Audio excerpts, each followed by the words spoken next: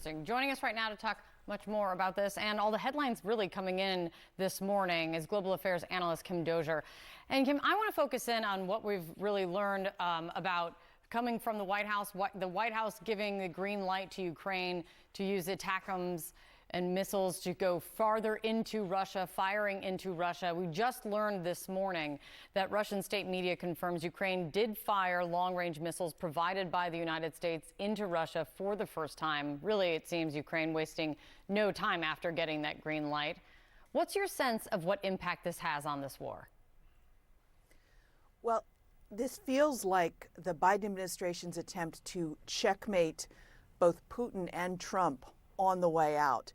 In terms of Putin, Putin has just signed this updated policy for use of nuclear weapons, saying essentially that if any nuclear armed power enables another power to attack Russia, read if the U.S. allows Ukraine to attack in Russia proper, then we could possibly use nuclear weapons.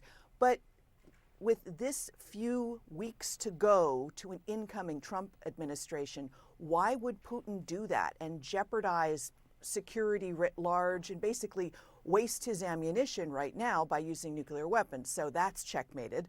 And on the Trump side of things, yes, Trump could turn around this policy on January 20th and pull back the permissions and say, Ukraine, you can no longer use these long-range weapons inside Russia. But in the interim, what are countries like Britain and France going to do?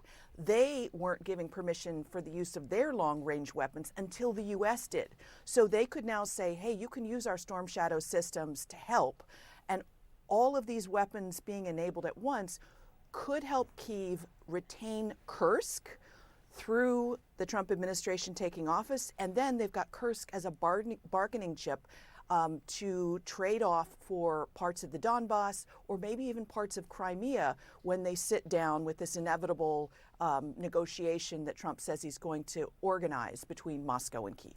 It is so interesting because, and also add into this, Kim, one of the reasons long offered for why the White House did not give this approval sooner, though we know Zelensky's been asking for this for quite some time, is the risk of pushing this war to escalate further. This morning, as you mentioned, we heard that now Putin has put out this new nuclear doctrine, which could point to escalation. But what do you see in this? Do you see this as the White House very clearly just trying to do, as you point out, kind of checkmate both of them, box both of Trump and Putin in as they're heading out the door? Or do they just don't think the risk is as risky of escalation anymore? Well, it's that Putin has made these threats from the beginning, and I've spoken to European leaders who've been frustrated with the Biden White House, saying Putin is playing Biden, playing National Security Advisor Jake Sullivan, that he knows as long as he waves the nuclear flag that they will back off. And so now in the waning days of the administration, they're saying, all right, you're not going to use them now. So we can call you, we can call your bluff. But the fact of the matter is, this only works if Trump really wants to solve this in 24 hours once he comes into office or in a very brief amount of time. Because in the long term, without U.S. support of Ukraine, Ukraine is going to have to capitulate because Europe simply doesn't have the manufacturing capacity to make enough weapons to backfill what the U.S. is supplying right now. So that's the long-term situation that Kyiv is looking at. So basically, the Biden administration is trying to set the table so that President Zelensky has as much riding on his side as possible when he sits down to get likely strong-armed by Trump together with Putin.